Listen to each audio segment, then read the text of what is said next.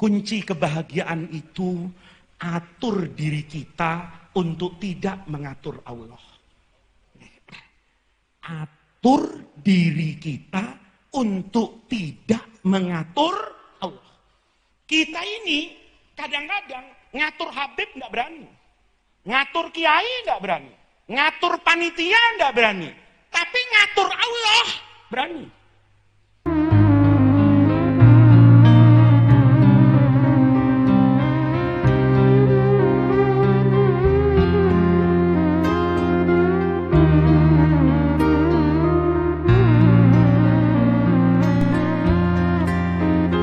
Assalamualaikum warahmatullahi wabarakatuh. Bismillahirrahmanirrahim. Alhamdulillahi rabbil alamin. Wassalatu wassalamu ala ashrafil anbiya'i wal mursalin wa ala alihi wa sahbihi ajma'in, amma ba'du. Segenap para alim ulama, para habaib, para asatidzah yang saya hormati, saya mohon maaf tidak bisa menyebut nama beliau satu persatu, tetapi tidak mengurangi rasa ta'zim dan hormat kita semua kepada beliau-beliau, sahibul majlis al-mukarram Al-Habib Salim bin Mukhdar bin Syekh Abu Bakar, pejabat-pejabat pemerintah yang hadir pada malam hari ini, Bapak Ibu, hadirin hadirat sekalian yang saya muliakan. Saya sejujurnya agak kurang bersemangat ceramah ini. Karena saya dengan pengantin itu sama-sama dikasih kembang. Tapi saya tunggu-tunggu kok nggak dipanggil ke situ, Habib. Saya dari tadi itu ngelihat Habib Salim, ada lagi nggak yang dikembangin? Ternyata nggak ada. Cuma saya dengan pengantin.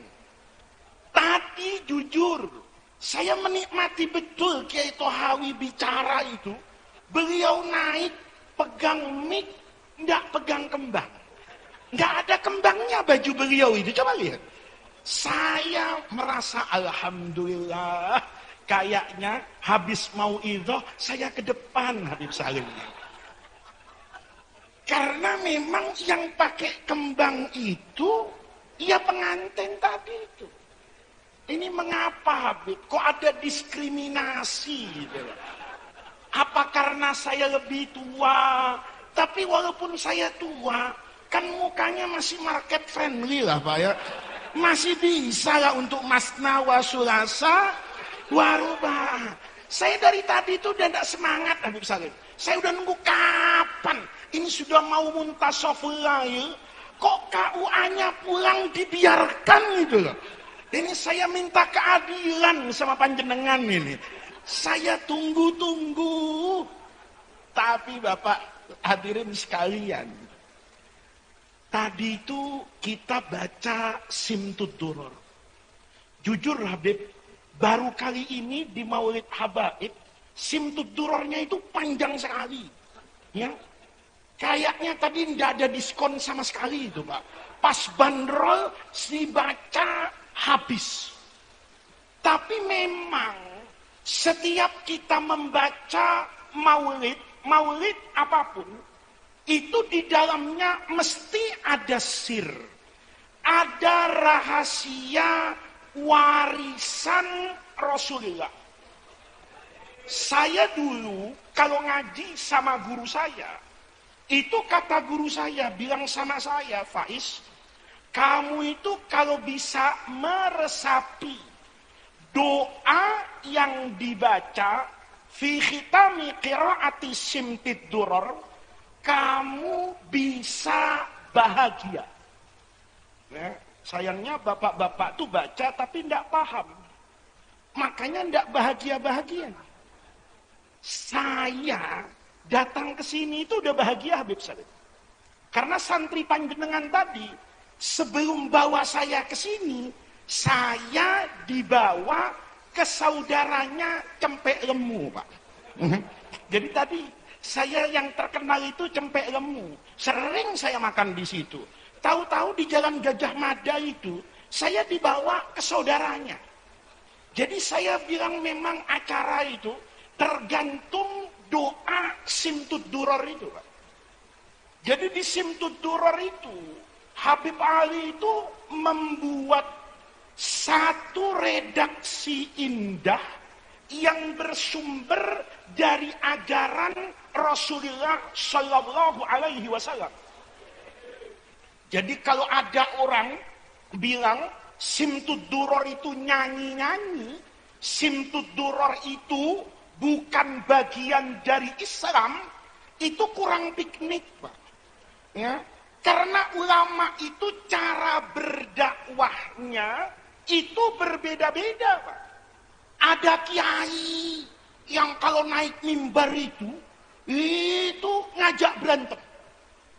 Kayak barusan itu. Ya. Itu kan ngajak berantem Habib Salim tadi itu ya. Ya, saya walaupun tidak paham bahasa Tegal, tapi istikharah kepada Allah tadi saya itu. Ya Allah, alhimni, ngomong apa ini?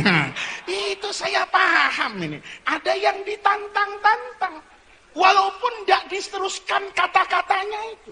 Tadi kan ada E dengan D. Itu tinggal tambahin 2-3 huruf, beres itu urusan. Style kiai itu beda-beda. Habaib juga stylenya beda-beda. Karena orang itu Bapak, kalau biasa hanya dalam satu warna, bosen. Kecuali istri. Ya, kecuali istri. Karena istri itu kadang berkahi Habib. Ya, walaupun istrinya 1, tapi rasanya 4 Habib. Daripada teman saya itu, istrinya 4, rasanya 1 katanya Habib. Ya, mendingan saya, istrinya 1, rasanya 4. Berkahi itu Pak, kalau kita lihat, Simtud Duror itu mengambil utuh ajaran datuknya Rasulullah Shallallahu Alaihi Wasallam. Dulu saya kata guru saya, resapi doa Simtud Duror itu. Ketika Habib Ali menuliskan, Allahumma innalana atma'an fi rahmatikal khassah fala tuhrimna wa dhununan jamilatan hiya wasilatuna ilaika fala tukhayyibna. Ini yang Bapak baca, itu sumbernya hadis sahih itu. Kata sahabat Jabir, Rasul ini dalam Sahih Muslim, Rasulullah Shallallahu Alaihi Wasallam itu bersabda, kata Nabi, la yamutanna ahadukum. Jangan sampai kita ini mati illa wa huwa yuhsinu billahi dhanna, kecuali dia berhusnudzon kepada Allah. Itu ajaran Nabi. Sahabat lain, misalnya Sayyidina Wathilah ibn al-Ashqa itu meriwayatkan kata Nabi, ana, ya Allah itu berfirman, ngasih tahu Rasulullah Muhammad, kasih tahu sama umatmu, ana, saya kata Allah, inda husni dhanni abdi bi, itu bergantung prasangka hamba kepada saya. Maka Habib Ali ini ngajarin sesuatu yang bagus. Saya bukan mau pamer ya. Ya pamer depan orang sini juga ngapain gitu Pak ya. Nyalon bupati saya enggak, ya nyalon wali kota enggak. Saya 2 minggu yang lalu itu ngaji juga di Tegal, di Pesarean, di tempat almarhumlah Ustadz Syukron yang alumni Tegalrejo itu saya Pak berangkat ke Tegal itu tawassulnya pakai Simtud Duror. Saya berangkat dari rumah itu dikasih tahu beberapa hari ini tol Cipali itu macet. Karena tol Cipali macet, saya naik kereta api Pak. Karena ceramahnya jam 3 sore, saya naik kereta api namanya KA Sembrani. Dari stasiun Gambir itu 10.50 sampai di Tegal 13.15, Saya ganti pakaian, langsung naik ke atas mimbar. Keretanya itu 10.50, jam 11 kurang 10. Saya orang yang biasa disiplin. Karena saya tahu, kereta api itu tidak mungkin nunggu saya. Kecuali saya ponakan Jokowi misalnya, ya kan, itu lain cerita ya. Atau adik Prabowo itu lain cerita. Itu kereta api saya stop kalau itu kan. Kenapa? Oh, anak presiden kan lain, ya kan. Kan makomnya beda, Pak. Ya. Saya selalu disiplin. Pokoknya 2 jam sebelum kereta itu berangkat, saya sudah harus berangkat. Pak, saya berangkat itu, kereta mau berangkat, itu 2,5 jam masih, Pak. Tahu-tahu begitu keluar rumah, Google Maps itu merah, Pak. Yang ke arah Jenderal Sudirman. Saya ini orang Jakarta, anak Jaksel, Pak. Ya, itu anak-anak paling hebat di Jakarta. Biasanya ngomongnya campur bahasa Inggris. Tapi kan kalau di sini, kalau saya pakai bahasa Inggris kan nanti Bapak enggak paham, ya kan? Kayak kie, gitu, susah itu nanti, gitu loh ya. Jadi, saya di Jakarta Selatan, Pak. Tiba-tiba sama mapnya itu dialihkan ke jalan tol lingkar luar. Jauh, Pak, tapi lancar. Saya bilang sama supir, sudah ikutin aja Google Maps, itu amanah soalnya Google Maps itu. Yang muktaman itu ya. Itu juga wasilah yang tawassul yang harus kita gunakan. Ikuti situ. Ikuti, Pak. Kata Google Maps, lewatnya ke arah Senen, belok di Kuitang, ya, nanti masuk Tugu Tani, di depan itu stasiun Gambir. Berangkat, Pak, lancar semuanya. Semua yang di Google Maps itu indikasinya lancar. Nanti jam 9.30, 1,5 jam dari rumah, itu sampai. Kereta api, kan masih lama, Pak. Masih ada 1 jam 10 menit. Begitu turun di Senen, itu mulai macet, Pak. Begitu macet, saya ingat. Lewat saja ke majelisnya Habib Ali Kuitang. Di situ tidak mungkin macet, Pak. Lewat saya ke masjid, ke arah majelisnya Habib Ali itu. Tahu-tahu saya masuk yang pertama itu macet, Pak. Nggak ada macet sebetulnya. Ada 3 mobil di depan saya berhenti. Saya berhenti, Pak. Saya bilang, alah, di sini, saya kan dari kecil ngaji ke Kuitang. Tahu, nggak ada di situ macet kecuali hari Ahad. Ini kan hari Jumat, kata saya. Karena nggak macet, saya tenang, Pak. Kebiasaan. Al-adah muhakkamah. Nggak pernah macet di situ. Tahu-tahu 3 mobil ini, saya pikir, ya, cuman mau sholat rawatib, Pak. Ternyata terawih 20 rakaat kita di situ. Nggak jalan-jalan itu. Yang asalnya cuma 3 mobil, saya nengok ke belakang, panjang betul itu. Motor-motor mulai balik. Nih makmum yang tidak tahan, diajak terawih panjang. Mufarokoh, Pak. Mufarokoh dari imam ini. Mufarokoh semua, saya mulai panik ini. Ada apa ya? Saya searching di internet, lupa. Kalau Al-Mukarram Paus hari itu ada di dekat Gambir. Ya. Oh iya ya, imam besar ada di situ, kata saya. Waktu saya mau berangkat, Al-Mukarram belum keluar. Begitu saya di tengah jalan, Al-Mukarram mau keluar. Pas pampres nutup semua jalan. Macet luar biasa. Tapi saya ingat, karena lewat Kuitang itu, ingat Maulid Simtud Duror, Pak. Itu orang yang datang Maulid itu tidak pernah rugi, Pak. Asal paham. Ya, kalau datang Maulid cari makan, nah ini, ya. Itu biasa KPR-nya 20 tahun nggak akan lunas gitu ya. Nggak akan lunas, Pak. Tapi kalau yang ingat maknanya, saya ingat Habib Ali itu, oh iya ya. Sudahlah. Kita ini kan sudah mengerjakan apa yang menjadi kewajiban saya. Saya sudah bangun lebih pagi, saya sudah berangkat lebih awal, kalaupun nanti ternyata tidak nyampe, saya tidak usah marah-marah sama siapapun. Wadhununan jamilatan. Saya waktu itu keluar hizibnya, Pak. Saya baca Hizbul Bahar. Lil Imam Abil Hasan As-Sadhili. Pokoknya saya harus lancar. Hari itu nggak mempan hizibnya. Saya udah baca, kok nggak bergerak-gerak Habib Salim. Ini gimana kata saya. Mau baca Hizbul Ikhfa, nanti saya hilang beneran, enggak balik-balik, kata saya. Wah, ini saya tenang, Pak. Saya terus ngomong, seperti yang Habib Ali ajarkan itu. Wa dhununan jamilatan. Ya Allah, saya selalu berprasangka baik. Kalau engkau sampaikan saya ke pengajian, itu mungkin karena bagusnya niatnya orang yang mau ngaji. Kalau saya nggak sampai, Allah mau ngajarin sama saya.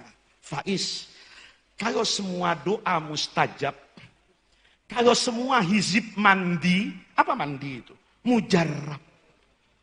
Kalau semua hizib dibaca, mujarab. Kalau semua doa dipanjatkan, dijawab, lalu kapan Faiz mau belajar tentang kesabaran? Kapan saya mau menundukkan hati bahwa ana urid, anta turid, nahnu nurid, tapi Allahu yaf'alu ma yurid. Tenang saya, Pak. Sampai di Tugu Tani itu. Betul-betul jam 10 sudah lewat 30. Kereta itu tinggal 20 menit lagi, Pak.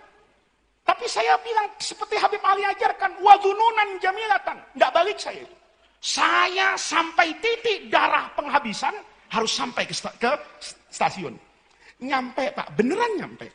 10 lewat 51, beneran 51. Saya turun dari mobil, ya, saya masuk ke stasiun itu. Sekedar untuk menggugurkan kewajiban. Saya harus takkit betul, kalau kereta itu udah nggak ada. Baru saya telepon orang Tegal.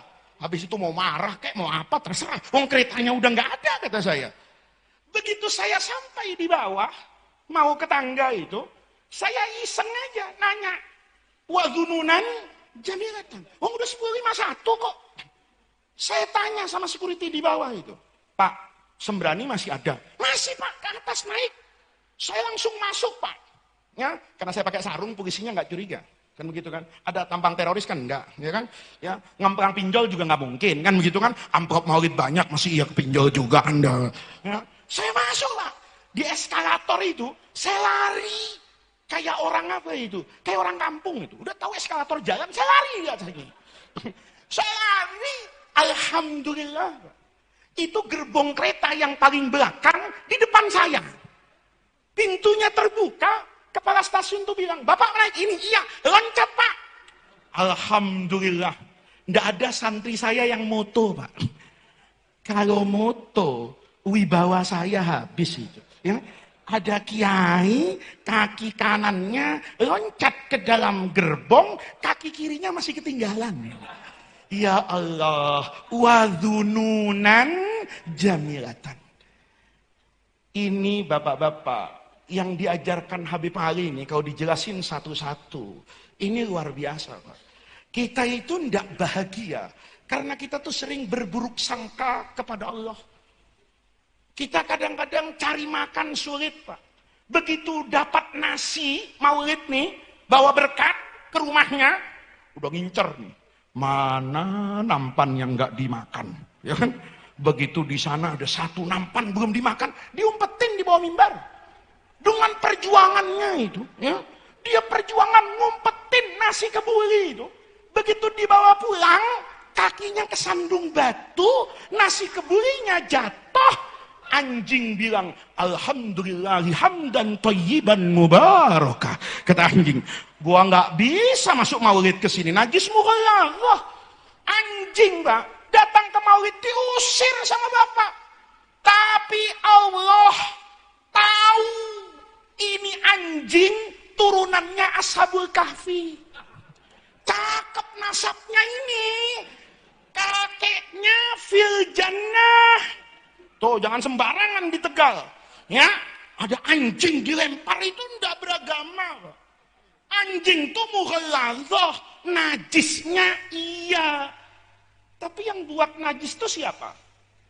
Kita kan kadang-kadang ada anjing dipelototin. Itu anjing ngomong, Pak, dalam hati. Lo nggak usah liatin gua. Emang gua anjing, lo mau apa? Emang gua anjing, ini gua anjing. Lo mau robah gua jadi kiai? Nggak bisa. Gitu loh. Mau roba jadi Habib dimarahin imam, kan begitu. Nggak bisa, memang anjing saya. Lihat tuh. Tapi nanti anjingnya ngomong. Lu jangan ngelemparin gua batu. Kakek gua di surga. Mbahmu di mana? Repot jawabnya. Ini mungkin. Loh ya Ashabul Kahfi itu kan anjingnya luar biasa, Pak. Nggak pernah ikut majelis. Ada anjing Ashabul Kahfi, Genesio itu. Ya, pernah ikut tahlilan? Nggak pernah. Belajar babut toharon? Nggak. Matan takrib? Nggak. Cuma jagain orang soleh. Fityatun amanu bi rabbihim. Dijaga nih. Kata anjing tuh. Anjingnya tahu mana yang baik, mana yang enggak.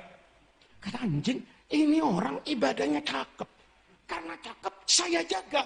Cuma jagain orang ibadah masuk surga. Kalau ada banser masuk neraka, kebangetan.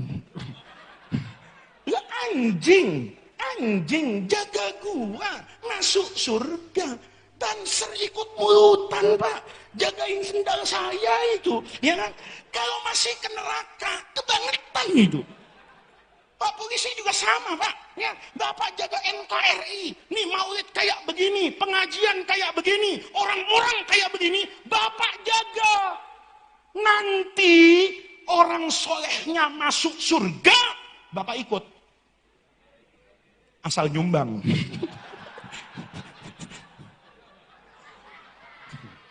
Ini salahnya Habib Salim.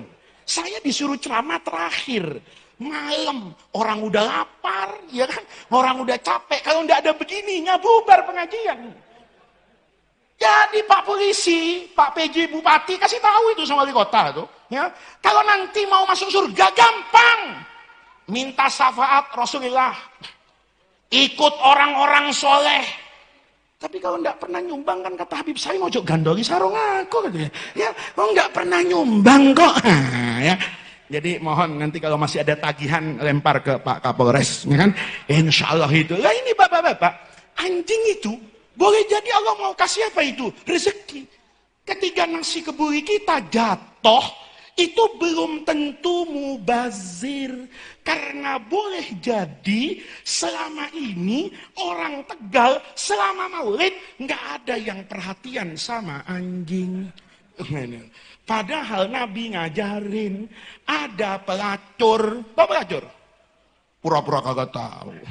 Hah? Tahu pelacur? Jablay. Kasih minum anjing masuk surga. Tapi ada santri saya Habib. Separuh pinter banyak gobloknya. Ngaji hadis ini di Bukhari, Pak. Ngajinya bener, Pak.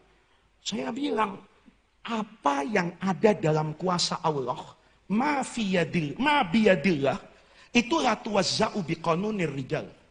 Apa yang ada dimiliki oleh Allah, itu enggak dibagi pakai logikanya orang. Kalau Allah mau, Allah kasih. Allah enggak mau, ya Allah enggak kasih. Allah itu la mani'a lima a'taita, wala mu'tiya lima mana'ta, wala haula wala quwwata illa billah. Lah Allah itu kan begitu, Pak. Kalau Allah mau, jablay, kasih minum anjing masuk surga. Santri saya ajarin begitu. Besok pagi, saya dikasih susu, Pak. Ngajian, begitu dikasih susu, maghribnya nggak datang lagi, Pak. Saya tanya, kemana itu orang kok nggak ngaji? Udah di rumahnya, Gus, katanya. Kok di rumah nggak ngaji? Katanya udah dapat surat keterangan masuk surga. Kata saya, apa dalilnya? Dalilnya mantik, Gus. Kias aulawiyah dalam usul fikih, katanya. Saya bilang ini orang kias aulawiyah apa? Saya panggil sini, kenapa nggak ngaji 3 hari? Begini, Gus. Jablay kasih minum anjing masuk surga. Saya bukan Jablay. Gus Faiz bukan anjing. Ini hebat. Memang generasi Samsung sama iPhone ini luar biasa. Generasi Sami Nawa pikir-pikir ini luar biasa. Ya, kata dia, saya ini bukan Jablay, saya santri. Kasih minum guru. Lah kalau Jablay kasih minum anjing masuk surga. Kan santri ngasih minum kiai, aula bil jannah. Ini santri begini nih ya, santri begini nih ya. Ini Pak, dimasukin selangnya pemadam kebakaran halal. Jadi jadi. Kita ini dalam beragama, itu ya husnudzon. Makanya kalau ngaji tasawuf, Pak, itu kan sebetulnya nggak ada baik dan nggak ada buruk. Yang ada itu kesempurnaan. Allah itu tidak pernah menciptakan kebaikan dan tidak pernah menciptakan keburukan. Yang Allah ciptakan itu kesempurnaan. Coba lihat. Bapak kalau lihat kucing, saya punya kucing di rumah, dikasih orang. Enaknya kiai itu apa-apa dikasih. Maka kiai itu nggak tahu harga apa-apa. Saya kalau ada kiai atau habib masih tahu harga sarung, curiga saya. Ini jangan-jangan habib palsu gitu. Ini jangan-jangan bukan kiai. Karena saya kalau jadi kiai itu nggak tahu harga sarung. Tapi sarungnya banyak. Nah itu bedanya. Orang itu kan makomnya beda. Saudara percaya nggak makomnya beda? Ibnu Athaillah tuh bilang ada orang makomnya tajrid, ada orang makomnya asbab. Makom orang tuh beda. Nih kalau pakai ngaji lama nih, pakai contoh gampang nih. Ini air nih. Air mineral, mereknya 9 Stars. Ini harganya berapa? Ini harganya berapa? 2.000. 2.000 tuh kalau di tangan pedagang. Kalau Bapak beli ini ke toko, berapa air mineral ini? 2.000. Atau jalanan macet di rel kereta api, ada pedagang asongan nih. Tanya, berapa? 2.000. Di tangan pedagang.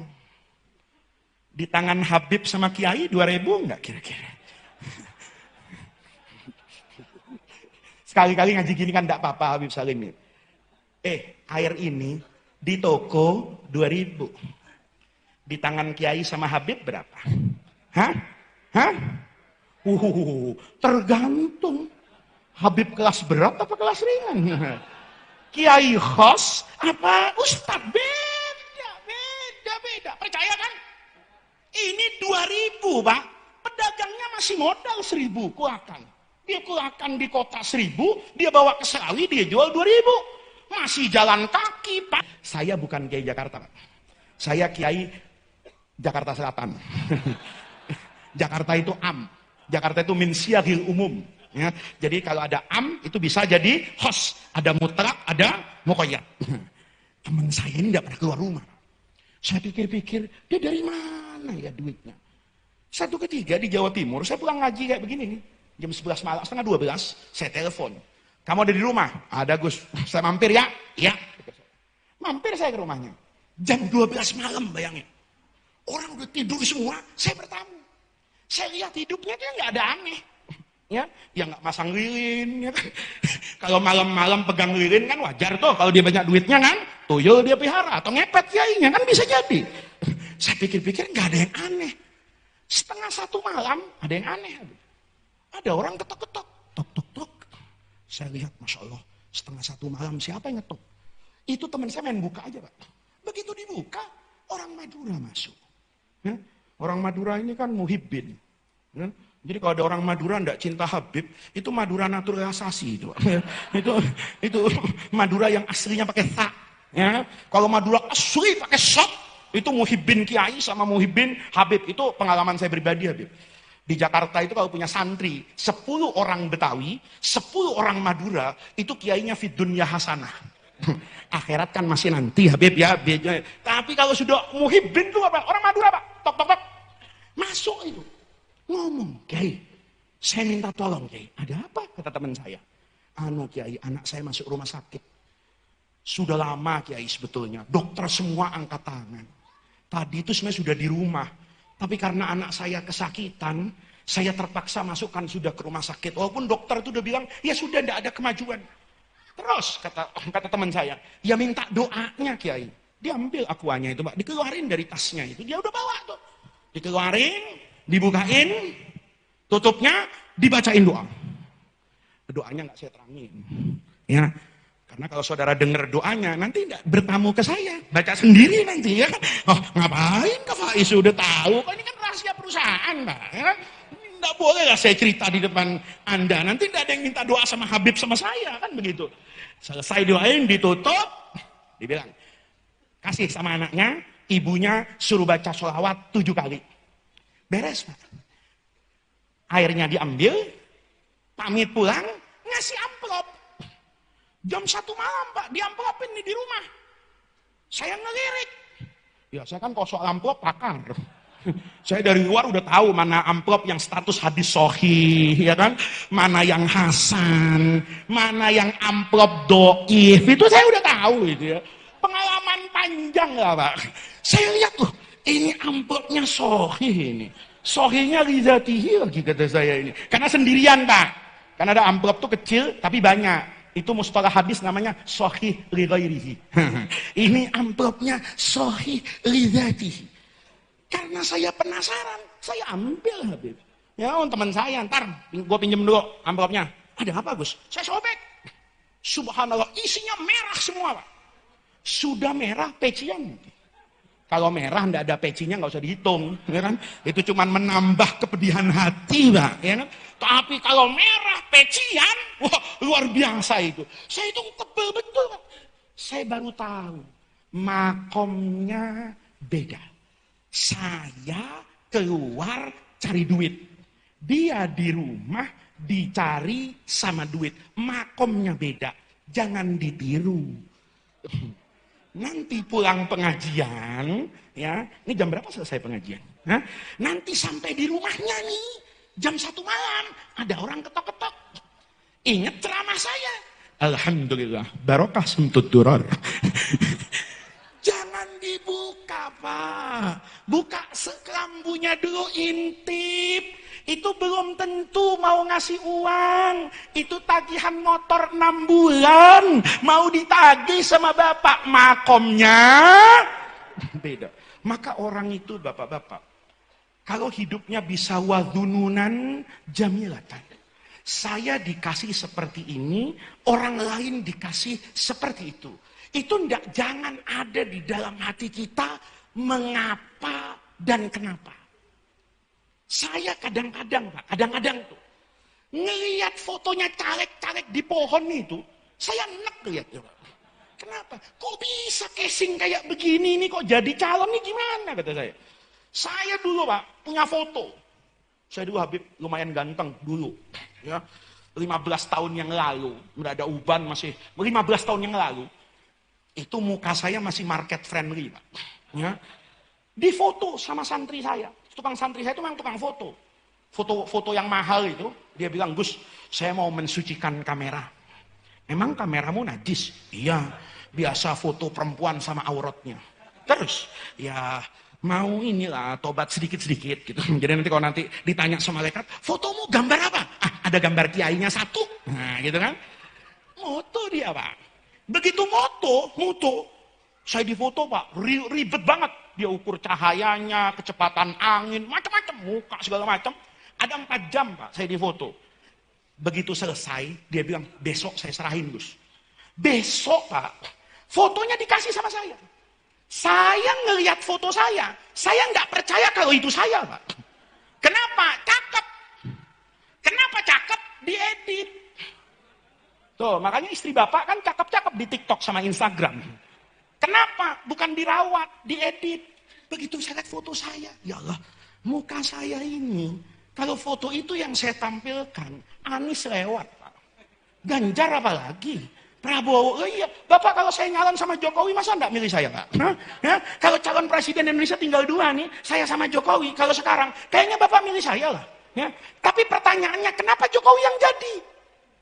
Wadhununan jamilatan.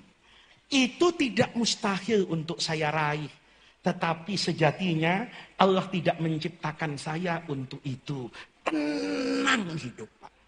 Itu Habib Ali ngajarin Simtud Duror itu marem Pak. Dulu kata guru saya, sirrus sa'adah, rahasia kebahagiaan. Itu husnudhannika. Kamu selalu berbaik sangka. Billadzi khalaqal hayata. Dengan Allah yang menciptakan kehidupan. Wa qasamal arzaqa. Dan yang membagi-bagi rezeki. Nih, makanya Bapak, ya, dulu saya diajarin tuh. Begitu tamat baca Simtud Duror, maka saya usul itu. Bapak-bapak nih ngaji. Dulu saya kecil itu di bak tuh saya ngaji. Ngaji dimaknai dengan i'rabnya. Kayak saya ngaji Fathul Qorib dulu. Nanti besar sedikit ketemu guru-guru hebat, itu saya disuruh megang Sirah Ibni Hisham di satu sisi, disuruh megang buku-buku Sirah Nabawiyah di satu sisi kanannya itu manakibnya Rasulullah yang ada pada Al-Kutub As-Sittah. Sehingga ketika saya balik ke Indonesia, ngaji Barzanji, saya tahu ini ada hadisnya. Ini Simtud Durar, ada hadisnya. Ini Imam Abdurrahman Ad-Daibai nulis ini ada hadisnya. Kalau kita bisa memaknai maulid, Pak, itu nasihatnya luar biasa.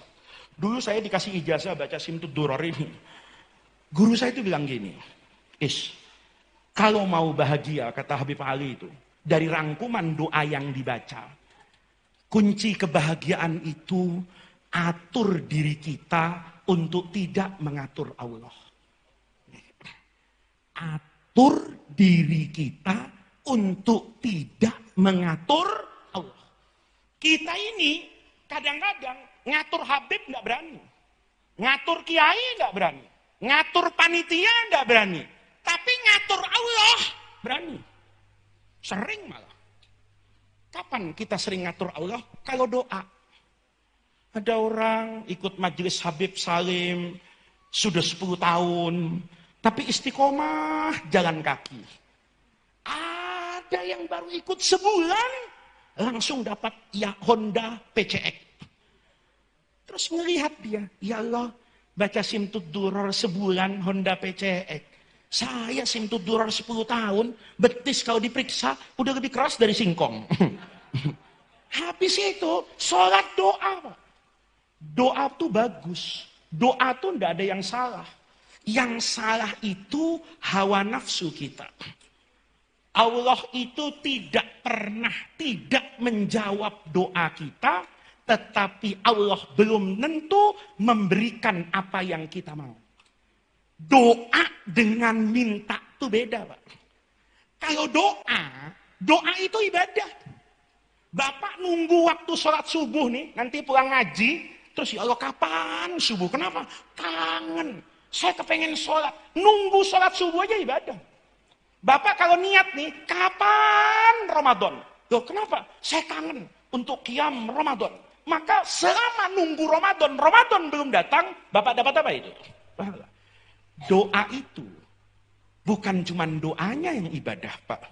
Menunggu makna dari doa dikabulkan oleh Allah, itu juga ibadah. Tapi kita nggak sabaran. Begitu temennya sebulan ngaji di sini punya Honda PCX, dia doa. Doanya bagus. Rabbana atina fid dunya. Ada santri saya begitu. Saya tanya, kamu nak kok husuk banget doa tadi? Iya Gus, saya doa. Apa doanya? Rabbana atina fid dunya hasan. Saya tanya, apa artinya? Ya Allah, berikan yang baik di dunia ini untuk saya. Saya tanya lagi, yang baik di dunia itu apa? Jawab, Yamaha NMAX. Kalau bisa yang warnanya coklat. Saya bilang, kamu tuh doa apa kredit? Kalau doa itu enggak ngatur Allah. Karena sejatinya kita enggak pernah tahu, Pak. Jangan-jangan dalam sakit itu sejatinya kita sedang bertemu dengan rahmat Allah. Jangan-jangan dalam sehat sejatinya kita kehilangan Allah. Coba nih, saya tanya nih, jujur, yang bohong kualat, Pak. Bapak-bapak ini, kalau punya tabungan 100 miliar, kira-kira malam ini masih ngaji nggak dengan saya? Hah? Kira-kira nih bapak-bapak nih punya uang 100 miliar, istrinya cantik luar biasa. Kira-kira datang nggak ke majelis? Saya bukan nuduh Habib, kalau nuduh dosa. Saya yakin. Kata Oma Irama, hakul yakin. Nggak tahu gurunya dari Siama itu yang ngajarin madarik itu langsung hakul yakin. Beda nggak? Ya, kalau ilmu yakin boleh. Api membakar itu ilmu yakin. Tapi kalau hakul yakin dibakar dulu kayak Nabi Ibrahim, baru dia boleh ngomong. Oh, api ternyata membakar. Kenapa? Saya sudah dibakar gosong, Pak. Nah, itu hakul yakin. Kalau ilmu yakin itu pengetahuan teoritis. Bapak yakin bagusnya tahajud, itu ilmu yakin. Bapak nanti malam bangun, itu namanya hakul yakin. Orang itu doanya tidak ada yang salah, Pak. Tapi yang salah itu permohonannya. Ketika Rabbana atina fid dunya hasanah, diartikan motor, kan dia tidak tahu. Apa setelah punya motor jadi ke masjid, atau setelah motor jadi pacaran, tidak ada yang tahu. Bapak coba lihat, ya, Korun. Bapak tahu Korun nggak? Itu orang kaya paling terkenal, Pak. Kalau Bapak di Tegal nih, gali-gali tanah, nemu emas 3 ember, dibilang hartanya Korun. Padahal Korun nggak pernah ke Tegal. Ayo baca sejarah, pernah Korun ke Tegal? Nggak pernah. Tapi semua harta yang ada di dalam tanah disebut hartanya Korun. Karena Korun tuh kaya banget. Bapak tahu, Korun tuh aslinya siapa? Masya Allah, murid utama Nabi Musa. Orang yang paling soleh zaman Nabi Musa itu ya Korun. Makanya Nabi Musa husnudzon. Kata Nabi Musa, yang kaya ini harusnya yang ini. Tiap malam Jumat baca Simtud Duror, duha nggak pernah ketinggalan, tahajud, sholat subuh, sof yang pertama, takbiratul ihram 40 tahun, ada di belakang Nabi. Ini orang hebat. Dipanggil sama Nabi Musa. Korun, kamu kalau saya doakan kaya siap nggak? Oh siap. Kalau kaya nanti gua, wah, semua orang Tegal saya umrohin. Ya? Semua pesantren saya bangun. Semua majelis saya rapikan. Semua habaib, kiai, pegawai negeri, eselon 1. Wow, ya kan? Kata siapa? Korun. Belum jadi. Jadi orang kalau sudah jadi lupa, itu tradisi lama. Ya, jadi kalau ada anggota DPR lupa sama janjinya, wali kota lupa sama janjinya, itu bukan bid'ah, Pak. Itu sunnah. Tradisi orang-orang yang kepengen masuk neraka ya begitu itu tradisinya. Ya, segampang janji, gampang. Lihat Korun. Kamu siap-siap didoakan sama Nabi Musa, Allahumma kaya, kaya mendadak, Pak. Apa yang terjadi? Ujungnya fakhosafna bihi wa bidarihi ardh. Kafir, semakin jauh dari agama, gara-gara kaya. Lihat Nabi Ayub. Sakit 20 tahun. Pernah dengar Nabi Ayub ngurus BPJS? Hah? Bapak pernah dengar gak? Nabi Ayub ngurus BPJS? Nggak pernah. Doa dalam artian minta, itu Nabi Ayub nggak pernah, Pak. Sabar betul itu. Setelah 20 tahun, yang gak sabar itu istrinya. Ngelihat menderita kayak begini, istrinya ngomong. Kang, sampean kan Nabi, Kang. Ya, kata Nabi Ayub, iya. Untuk apa? Doa sama Allah. Kan Nabi. Semua Nabi itu doanya mustajab. Nabi itu kalau Allahumma afansa yang datang Fortuner. Allahumma afansa yang datang Fortuner. Allahumma bupati, jadi presiden kalau Nabi yang doa itu. Mustajab doanya. Pada puncak penderitaannya menurut istrinya, didorong doa, kata Nabi Ayub, saya harus doa ya? Iya, harus doa. Doa Nabi Ayub, lihat doanya. Rabbi anni masaniyad durru. Ya Allah, saya sakit. Tapi wa anta arhamur rahimin. Dalam sakit itu saya bertemu dengan rahmatmu. Gara-gara sakit jadi sholat. Gara-gara sakit jadi sedekah. Gara-gara sakit datang ke majelis. Berarti sakit itu membawa takut dia. Ya, mau dibilang bawa rahmat, takut besok masuk rumah sakit. Loh sama Pak, saya mau tanya sama Bapak. Mati itu musibah apa nikmat? Hah? Supaya gampang, saya mau tanya sama Bapak. Bapak kepengen masuk surga enggak? Kepengen. Mau masuk surga enggak? Mau. Syaratnya? Syaratnya mati. Loh Bapak biar sholat, kalau nggak mati-mati, ya nggak masuk ke surga. Paling ke Sunan Kalijaga, kan begitu. Ya, paling jauh umroh. Bapak kalau nggak mati, kan nggak dapat Pak surganya. Berarti mati itu nikmat. Mudah-mudahan siapa yang mau duluan dapat nikmat. Aneh Pak manusia itu. Nah, ini yang ingin saya sampaikan malam hari ini, bahwa membaca Simtud Duror itu kita resapi. Orang itu kalau mau berbahagia, itu selalu berhusnudzon dengan keadaan. Ketika kita sakit kemudian dipertemukan dengan taubat, berarti Allah itu sayang kepada kita. Ketika kita diberi oleh Allah harta, tapi semakin jauh dari agama, itu sejatinya Allah sedang tidak cinta kepada kita. Bagian dari kecintaan Allah, kita harus melihat pada setiap apa yang diberikan oleh Allah, di situ ada esensi ketuhanan. Itu yang pertama. Yang kedua, ini sudah jam 12 kurang. Kereta api saya jam 1, Pak. Ya, saya nggak bisa mencegat kereta api itu untuk supaya berhenti di Tegal ada Simtud Duror, nggak bisa, Pak. Ya, dan Allah tuh nggak boleh dicoba-coba, Pak. Ya, dulu itu ada orang datang ke Nabi Isa di Ihya itu. Kata orang tadi, ya, Allah itu kan pasti melindungi nabinya. Kalau begitu Isa loncat aja dari gunung. Kata Nabi Isa, yang berhak menguji itu Allah. Bukan kita yang menguji Allah. Yang terakhir, Pak. Saya dari tadi Habib ya, ngelihat kayak begini ini. Yaitu ngelihat Islam di Indonesia. Saya ngelihat majelis kayak begini. Yang ngelihat pesantren dari dulu begini. Saya ngelihat majelis kayak gini. Yang ngelihat NO ya kayak begini. Rasanya saya masih berhak, Pak, untuk mengaku orang yang cukup NO, Pak. Karena saya sebelum lahir sudah NO. Karena bapak saya orang NO. Bapak saya orang NO. Dari dulu kecil, saya melihat di majelis manapun, kiai dengan habaib itu wihdatun wahidah. Satu kesatuan yang tidak bisa dipisahkan. Saya kecil itu melihat Pak Idam Khalid dengan Habib dengan majelis Kuitang. Betapa dekatnya para ulama dengan habaib. Kalau sekarang ada ribut-ribut, sederhana, Pak. Kata Nabi, al-arwahu junudun mujannadah. Jiwa manusia itu kayak tentara yang baris, Pak. Kalau kita pernah lihat tentara baris di istana itu, Istana Negara, 17 Agustus, itu kan yang putih sama dengan yang putih, Pak.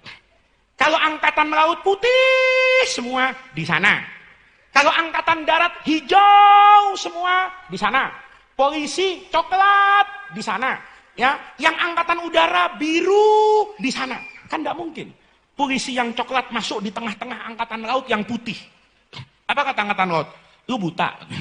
Emang kenapa? Lu bajunya coklat, di sini putih. Sama. Yang hijau baris di tengah-tengah coklat, pasti dia nggak akan tahan, Pak. Kenapa? Beda sendiri. Maka orang tuh kalau kumpul, jangan salah kostum. Saya kalau ke istana itu, sekarang, itu jarang datang, Pak, kalau upacara.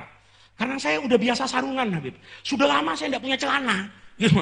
Kalau saya sarungan ke istana, siap, gerak. Wah, nggak kerasan saya, Pak. Kenapa? Semuanya celanaan. Dan mungkin ada orang yang nggak ngerti sarungan. Ini orang baru sunat kayak Nabi Ibrahim kayaknya. Orang kalau beda, Pak, di tengah-tengah, itu nggak akan kerasan. Maka dulu, saya tuh diajarin sama guru saya. Ilmu semua orang itu terbatas. Tidak ada orang itu ngaku alim sendiri, itu nggak ada. Imam Abu Hanifah itu hebat, Pak. Bapaknya fikih.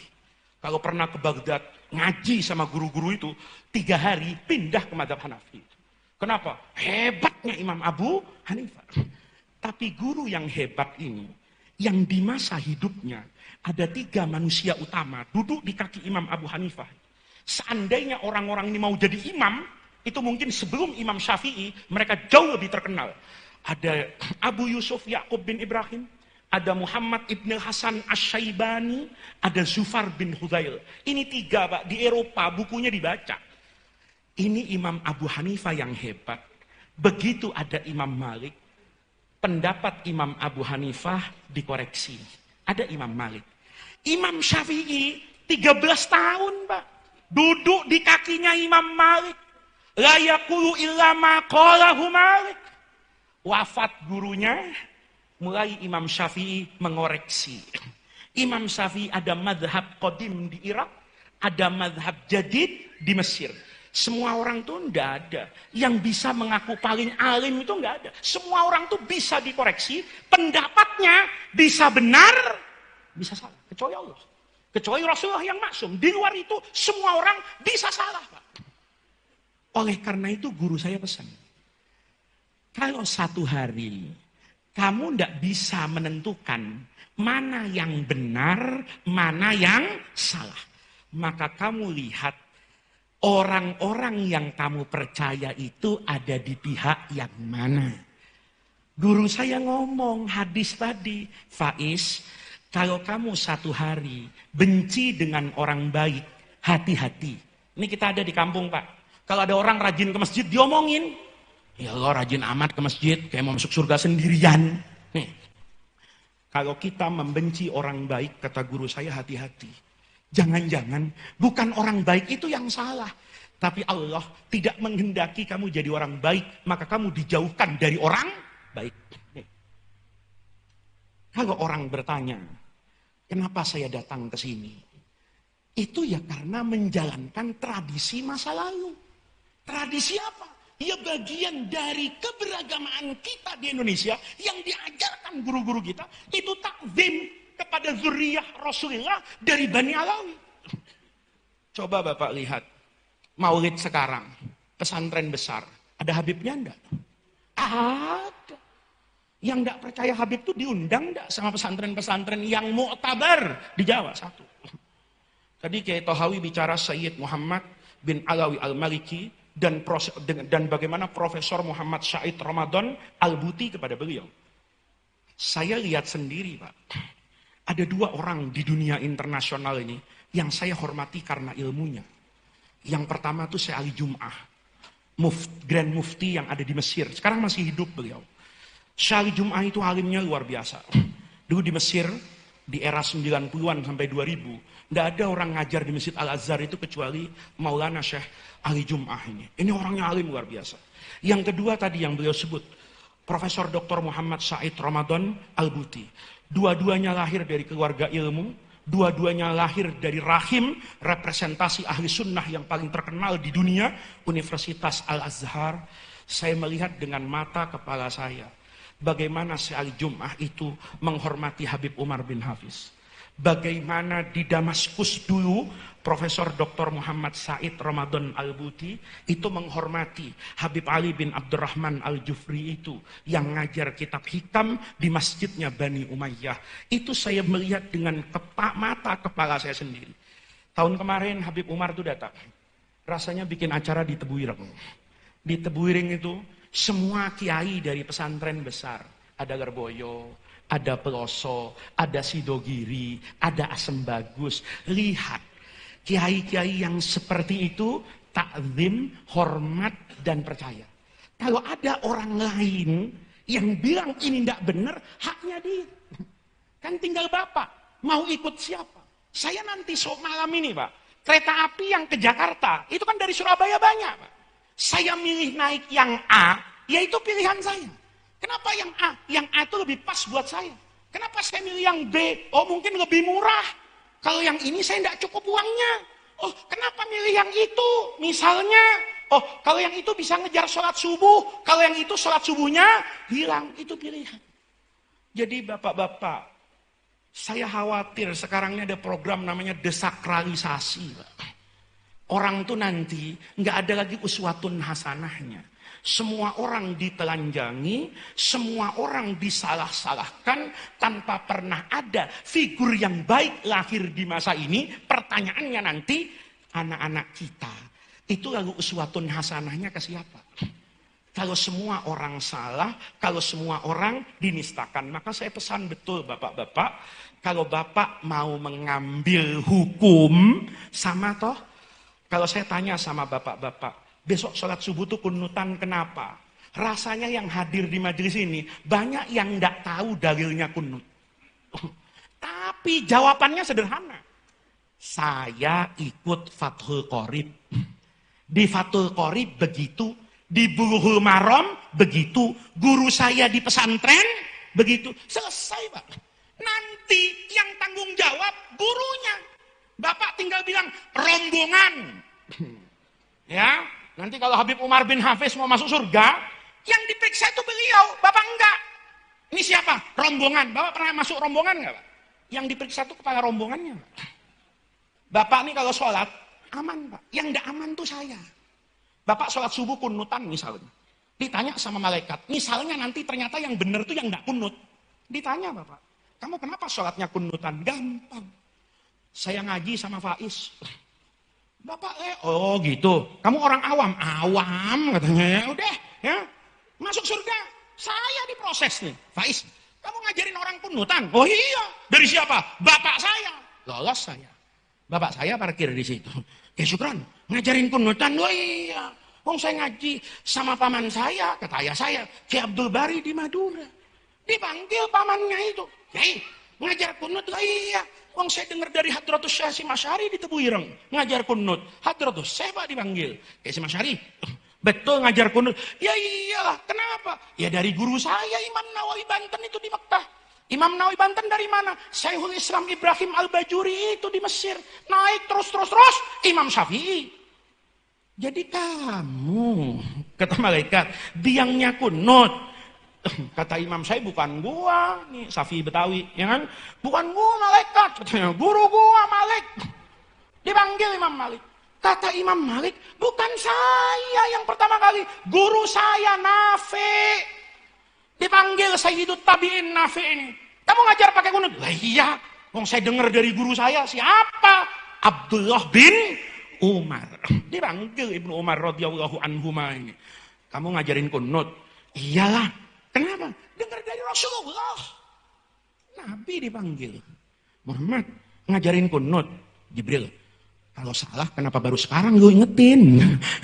Ya Allah, orang sesat semua. Gimana sih lo? Sebagai pengawas kan begitu, Pak. Kenapa? Ada imamnya. Bapak tidak ada yang memaksa sholat berjamaah ikut imam A.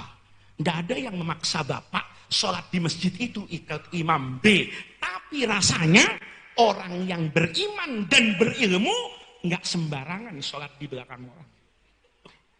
Dia pasti lihat kualitas imamnya. Maka bapak-bapak ikuti tradisi Ahlus Sunnah wal Jamaah kita. Ikuti guru-guru kita. Kalau bicara orang salah, semua orang ada salahnya. Habib yang salah ada. Gus palsu ada. Sekarang banyak orang asal bisa ceramah Gus. Asal sarungan ceramah Gus. Saya sebagai Gus asli itu juga kepengen tes DNA Gus-Gus ini gitu. Ini bener nggak Gus bapaknya? Kan begitu. Kalau bicara nakal Pak, orang nakal ada, polisi nakal ada. Al-Mukarram Sambo itu. Itu kan polisi nakal Pak.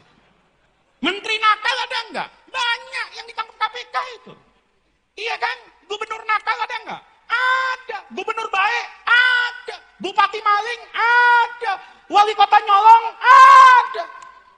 Wali kota Bapak kan juga pengalaman. Ya kan? Enggak ikut hataman. Sebelum waktunya hataman masuk ke KPK. Itu kan yang nakal. Tapi yang enggak nakal banyak. Kiai yang benar banyak. Yang enggak benar jangan banyak. Ada. Saya tersinggung banyak, ngeliatnya ke saya lagi gitu. Ya, kalau orang nakal, orang salah, semuanya salah Pak. Yang maksum itu cuma Rasulullah. Di luar Rasulullah itu tidak ada yang maksum. Pertanyaan yang paling mudah, semua orang tuh punya salah.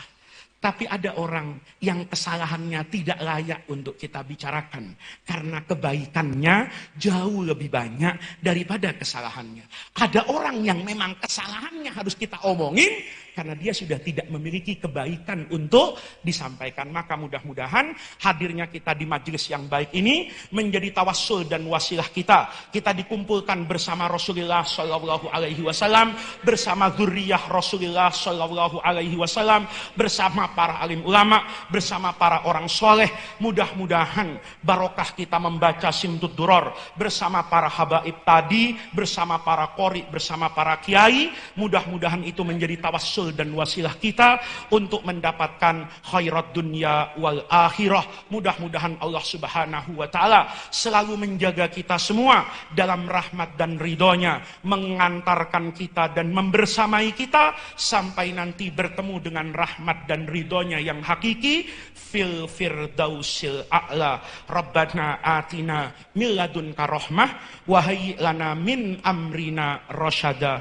Allahumma la tahrimna khaira ma indak iyyaka li syarri ma indana. Kurang lebihnya saya mohon maaf. Wallahul muwaffiq ila aqwamit thariq. Wassalamualaikum warahmatullahi wabarakatuh.